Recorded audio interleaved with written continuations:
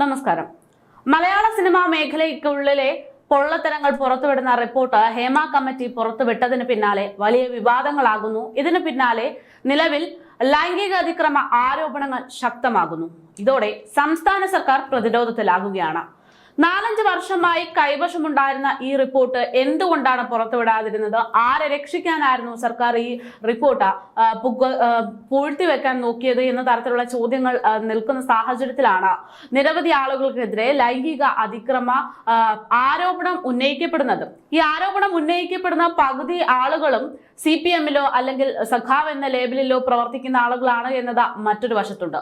എന്തായാലും പാർട്ടി നോക്കാതെ, രാഷ്ട്രീയം നോക്കാതെ പല ഉന്നത നടന്മാർക്കെതിരെയും ഇപ്പോൾ ആരോപണങ്ങൾ ഉന്നയിക്കപ്പെടുകയാണ്. ഈ ഒരു സാഹചര്യത്തിൽ സംസ്ഥാന സർക്കാരിനെ പ്രതിസന്ധി സൃഷ്ടിക്കുന്നത് കൊണ്ട് തന്നെ സംസ്ഥാന സർക്കാരിനെ ഹേമ കമ്മിറ്റി റിപ്പോർട്ട് പ്രതിരോധത്തിലാക്കുന്നതിന് പിന്നാലെ അതിന്റെ തുടർ നടപടി എന്നോണം ഇപ്പോൾ ഈ കാര്യങ്ങളൊക്കെ അന്വേഷിക്കാൻ വേണ്ടി വീണ്ടും ഒരു പ്രത്യേക സംഘത്തെ നിയോഗിച്ചിരിക്കുകയാണ് സർക്കാർ. 4 വനിതാ ഉദ്യോഗസ്ഥരടങ്ങുന്ന 7 അംഗ സംഘത്തെയാണ് അന്വേഷണം നടത്താൻ വേണ്ടി നിയമിക്കാൻ പോകുന്നത്.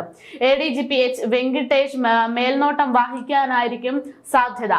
IGG സ്പർശൻ കുമാറും സംഘത്തെ നയിക്കുകയുണ്ടാകും. DIG Ajitha Begum, crime branch SP Merin Joseph, AIG Poonkuzhi, police academy assistant director Aishwarya ഡോക്ടറെ, അതുപോലെ തന്നെ AIG Ajitha, crime branch SP S. Madhusoodanan എന്നിവരൊക്കെ അടങ്ങുന്ന സംഘത്തെയാണ് നിയമിക്കുന്നത്.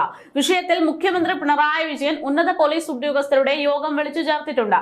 ഇതിന് പിന്നാലെ തീരുമാനമുണ്ടാകുമെന്ന് അറിയിക്കുന്നു. പരാതികളും വെളിപ്പെടുത്തലുകളും സംബന്ധിച്ചിട്ടുള്ള കാര്യങ്ങൾ അന്വേഷിക്കാൻ വേണ്ടിയിട്ടാണ് ഈ ഒരു സംഘത്തെ നിയമിക്കുന്നത്.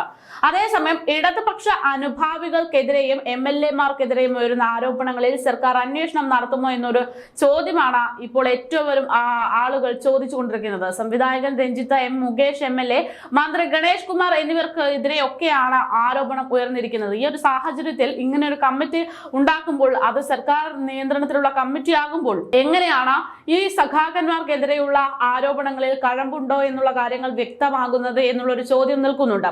അതായത് ഇപ്പോൾ ഉന്നത ഉദ്യോഗസ്ഥരിൽ ഒരാൾ പ്രതികരിക്കുന്നത് കണ്ടു. അവർ പറയുന്നത് ഇത് ജനങ്ങളുടെ കണ്ണിൽ പൊടിയിടാൻ വേണ്ടിയിട്ടുള്ള ഒരു സംഘത്തെയാണ് ഇപ്പോൾ സർക്കാർ നിയമിച്ചിട്ടുള്ളത് എന്നതാണ്. എന്തായാലും കുറ്റാരോപിതരെ കുറിച്ചുള്ള കൃത്യമായിട്ടുള്ള തെളിവുകളൊന്നും പുറത്തു കൊണ്ടുവരാൻ ഈ സംഘത്തെ കൊണ്ട് സാധിക്കില്ല എന്ന തരത്തിലാണ് അഭിപ്രായങ്ങൾ ഉയരുന്നത്. അതുമാത്രവുമല്ല, കുറ്റവാളികളെ സംരക്ഷിക്കുന്ന ഒരു രീതി ഈ അടുത്ത കാലത്തായിട്ട് ഇടത് സർക്കാർ പുലർത്തി പോരുന്ന ഒരു ശീലമാണ്. ആ ഒരു രീതിയിൽ കണക്ക് കൂട്ടുമ്പോൾ ഇനി ഈ വരാൻ പോകുന്ന സംഘം എത്രത്തോളം ഇത്തരത്തിലുള്ള കുറ്റവാളികളെ കൃത്യമായി നിയമത്തിന് മുമ്പിൽ ജനങ്ങൾക്ക് നീതി എന്നുള്ള രീതിയിൽ മുന്നോട്ട് കൊണ്ടുവരും എന്നതൊക്കെ കാത്തിരുന്ന് തന്നെ കാണണം. എന്തായാലും അതിനുള്ള സാധ്യതകൾ വളരെ കുറവാണ്. ഇത്തരം ആളുകളെ രക്ഷപ്പെടുത്താനുള്ള പഴുതുകൾ അടയ്ക്കാനുള്ള ഒരു സംഘമായി ഇനി വരാൻ പോകുന്ന ഈ ഒരു അന്വേഷണ സംഘം മാറും എന്നുള്ള തരത്തിലൊന്നും ആർക്കും ഒരു പ്രതീക്ഷയില്ലാത്ത സാഹചര്യമാണ്. കാരണം സംസ്ഥാന സർക്കാർ രക്ഷപ്പെടുത്താനാണ്, കുറ്റവാളികളെ രക്ഷപ്പെടുത്താനാണ് ശ്രമിച്ചുകൊണ്ടിരിക്കുന്നത് എന്നത് ആവർത്തിച്ച് കണ്ടുകൊണ്ടിരിക്കുന്ന സാഹചര്യമാണ്. എന്തായാലും ഹേമ കമ്മിറ്റി റിപ്പോർട്ട് എന്നുള്ളൊരു കാര്യം പുറത്തു വന്നതിന് പിന്നാലെ സർക്കാർ പ്രതിരോധത്തിലാവുകയാണ്.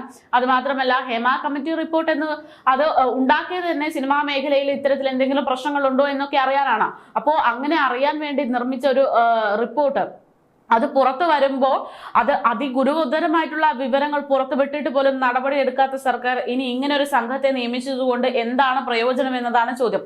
ഹേമ കമ്മിറ്റി നിർമ്മിക്കാൻ വേണ്ടി തന്നെ കോടിക്കണക്കിന് രൂപ ചെലവിട്ടിട്ടുണ്ട്. പൊതുഖജനാവിൽ നിന്നായിരുന്നു ചെലവിട്ടത്.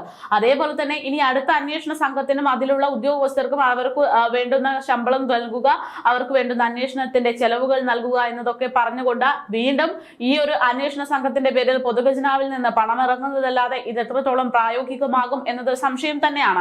എന്തായാലും ഹേമ കമ്മീഷൻ റിപ്പോർട്ടിലെ ആരോപണങ്ങൾ കഴമ്പുള്ളതാണോ എന്ന് വ്യക്തമാക്കാൻ വേണ്ടി അതിന് പ്രത്യേകമായിട്ടുള്ള ഒരു അന്വേഷണ സംഘത്തെ ഇപ്പോൾ സർക്കാർ നിയോഗിച്ചിരിക്കുകയാണ് എന്ന വിവരങ്ങളാണ് പുറത്തു വരുന്നത്. പക്ഷേ ഇത് എത്രത്തോളം പ്രാവർത്തികമാകും എന്നത് കണ്ടു തന്നെ അറിയണം.